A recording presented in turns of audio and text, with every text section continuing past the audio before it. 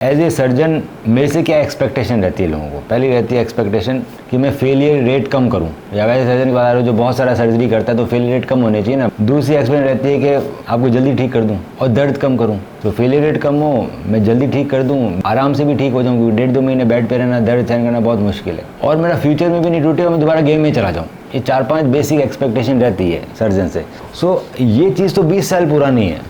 हर चीज़ तो एक्सपेक्टेशन इंसान पूरा कर ही रहा है ना। चांदी पहुंच गया जी, तो एक्सपेक्टेशन पूरी इसमें भी हो रही है ACL सर्जरी में। कैसे हुई कि सबसे पहले एक्सपेक्टेशन पूरा करने के लिए अगर मैं ग्राफ्ट मजबूत दे दें, तो ये हैमस्ट्रिंग टेंडन सबसे कमज़ोर ग्राफ्ट, ACL हैमस्ट्रिंग से बनता है, क्वाड्रिसेप्स से बनता है, पटेला से बनता है, पेरोनियस लॉन्गस से बनता है। सबसे कमज़ोर हैमस्ट्रिंग, उसका पेरोनियस लॉन्गस। सबसे जो मजबूत ग्राफ्ट है वो है पटेलर टेंडन और क्वाड्रिसेप्स टेंडन। पटेलर टेंडन निकालने के लिए चीरा बड़ा लगाना पड़ता है, एंटीरियर नी पेन होता है। कुछ लोग प्रेफर करते हैं बहुत अच्छा ग्राफ्ट है, बहुत अच्छे रिजल्ट है, पर पेन ज़्यादा होता है, डिसेबिलिटी ज़्यादा है, ओपन सर्जरी तेरी बात। अभी एवरीवेयर इन द वर्ल्ड कोई टेंडन ऑफ चॉइस है तो वो है क्वाड्रिसेप्स, क्योंकि वो सबसे मजबूत है, और अगर क्वाड प्रो टेंडन हार्वेस्टर में यूज़ करें तो छोटे से चीरे से निकल जाता है। अब आप ये देखोगे तो एक ही निकल रहा है मोटा। हैमस्ट्रिंग के आपने ग्राफ्ट देखे थे तो पतले पतले निकले थे 3-4, उसको मजबूत करना पड़ा था हमें। हैमस्ट्रिंग वाला जो ग्राफ्ट था पतले धागे थे 2, ये एक ही मोटा है तो ये ज़्यादा मजबूत है। ये प्रूवन है कि ज़्यादा मजबूत है सारे लैब टेस्ट के अंदर और क्लिनिकल स्टडीज़ में। क्या है, क्वाड्रिसेप्स टेंडन हैमस्ट्रिंग टेंडन से कम टूटता है। हैमस्ट्रिंग खींचता है, लंबा हो जाता है, टूटता है, ये नहीं टूटता क्योंकि ज़्यादा मजबूत है। और इस ये ना मोटा भी निकाल सकते हैं हम 11 mm तक का क्वाड प्रो टेंडन हार्वेस्टर का। हैमस्ट्रिंग ना हमारा 7-8 से ऊपर का निकलता नहीं है। तो सबसे पहले तो हमने आपको क्वाड्रिसेप्स टेंडन दे दिया। इसके जो बटन आते हैं वो भी एडवांस बटन है, जिसका नाम फाइबर टेक टाइट्रो पे बटन का नाम। और हाइट के हिसाब से मैं टेंडन निकाल सकता हूँ 10 का 11 का। छोटे चीरे में निकल जाते हैं, चीरे में निकल जाते, जो मैं वो वापस उग जाएगा। इसके बाद अब अगर एडवांस सर्जरी कर रहे हैं तो दर्द कम होना चाहिए। दर्द कम करने के लिए हम लोग फ्लिप कटर यूज़ करते हैं। तो ये चीज़ है फ्लिप कटर। नॉर्मल रिमर हमारा इतना बड़ा छेद करता है, स्क्रू जितना बड़ा हो तो उतना बड़ा छेद करेगा, फ्लिप कटर इतना सा करेगा। तो आपको दर्द कम होगा मैं फ्लिप कटर यूज़ करूँगा तो। नॉर्मल रिमर की जगह हम लोग ऊपर और नीचे दोनों जगह फ्लिप कटर यूज़ करते हैं, ऊपर भी फ्लिप कटर, नीचे भी फ्लिप कटर। तो हमारी हड्डी कम कटी तो मेरे को दर्द कम होगा। तो हर चीज़ तो यही है ना कि हमें दर्द कम करना है। पहले ओपन सर्जरी होती थी, आजकल दूरबीन सर्जरी होती है, दर्द कम हो जाता है। बटन एडजस्टेबल है। एक होते हैं fix loop button. Fix loop button मतलब ये वाला फिक्स लूप बटन है। ये बटन और ग्राफ्ट के बीच में डिस्टेंस बदलता नहीं है, फिक्स रहता है। ये सस्ते आते हैं। अब गाड़ियाँ भी ऑटोमेटिक आ गई तो ये भी ऑटोमेटिक हो गई। यहाँ पर लूप लगा, यहाँ पर अपना लॉक लगता रहता है, 2 दाएं खींचता अपना टाइट हो जाता है। सो ऊपर भी एडजस्टेबल लूप है, नीचे भी एडजस्टेबल लूप है। एडजस्टेबल लूप जरूरी है, फिक्स लूप से चीज़ें अच्छी नहीं होती। अब स्क्रू की जगह बटन लगाएंगे, स्क्रू तो घुस ही नहीं सकता,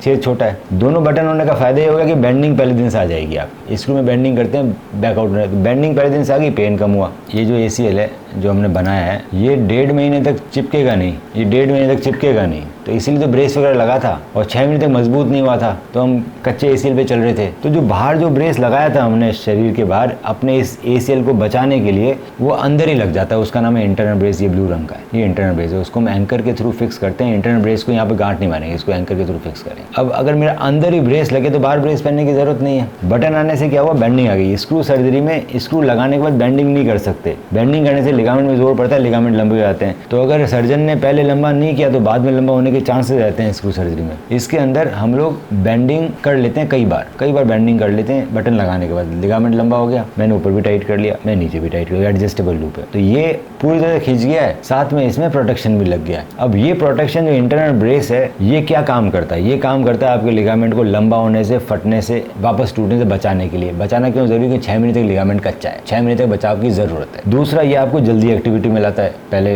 ब्रेस नहीं लगाओ, वॉकर की जरूरत नहीं है, तो वजन दे के चल सकते हो पैर में, तो खुश रहेंगे हम। क्यों 1.5 महीना परेशान रहे? घर में घूमो फिरो आराम से, पैर बैंड करो। कितना बचाता है ये इंटरनल ब्रेस आपके इंजरी को? तो इसके लिए रिसर्च पेपर हम लोग रिसर्च करते हैं। मैके क्लिनिक है, ये लंदन का काफी बड़ा क्लिनिक है, गॉर्डन मैके का। इन्होंने रिसर्च काफी दे रखी है। सो पैट्रिक स्मिथ की रिसर्च है, 88% रिडक्शन इन री इंजरी री rupture rate following ACL IB surgery. So normal conventional surgery से 88% रिडक्शन देता है अगर आपने इंटरनल ब्रेस लगाया। क्योंकि जो री इंजरी अगर 6 महीने में होती है तो चांसेस ज्यादा टूटने की। ये चीज जल्दी ठीक करती है, पेन कम करती है और हमें फेलियर से बचाती है। तीसरी चीज और मैं करता हूँ फेलियर से बचाने के लिए, उसका नाम है LET। ACL जब टूटता है तो एक एंटीरियर लेटरल लिगामेंट ALL भी साथ में टूटता है। वो हमारे में कई बार दिखाई नहीं देता, हमारी कम टेस्ट लगी होती है और हमारे रेडियोलॉजिस्ट इतने एक्सपर्ट नहीं है पढ़ने के लिए। तो हर बड़ा सर्जन ये जरूर करता है, एक नया लिगामेंट बनाएगा, यहाँ पर एक छोटा एंकर लगता है छोटे चीरे से, उसको बोला जाता है लेटरल एक्स्ट्रा आर्टिकुलर टेंडोसिस, LET या ALL।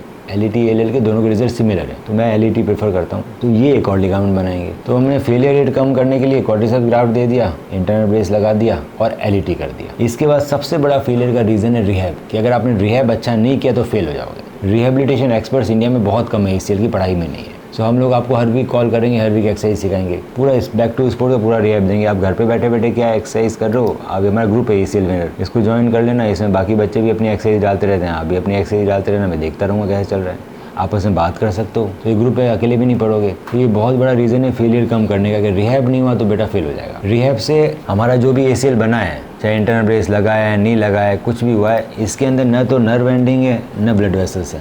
ब्लड वेसल अपने आप घुस जाएगी। नर्व एंडिंग को ग्रो करने के लिए लेट रिहैब करना पड़ेगा। लेट रिहैब कम लोगों को आता है। लेट रिहैब नहीं किया तो मेरे ब्रेन को सिग्नल नहीं जाएगा कि मेरा ACL कहाँ घूम रहा है स्पेस में, मेरा ब्रेन बचा नहीं पाएगा। वो पूरा ही करना है 6 महीने, तो फेलियर के चांसेस सिग्निफिकेंटली लो है। नहीं तो भैया बहुत तकलीफ है ACL में, टूटता भी है, ढीला भी पड़ता है और बड़े परेशान रहते हैं लोग, कोई खुश नहीं है। ये सारी चीज़ें मैं करूँ तो जाके कहीं खुशी की लहर दिखती है लोगों में।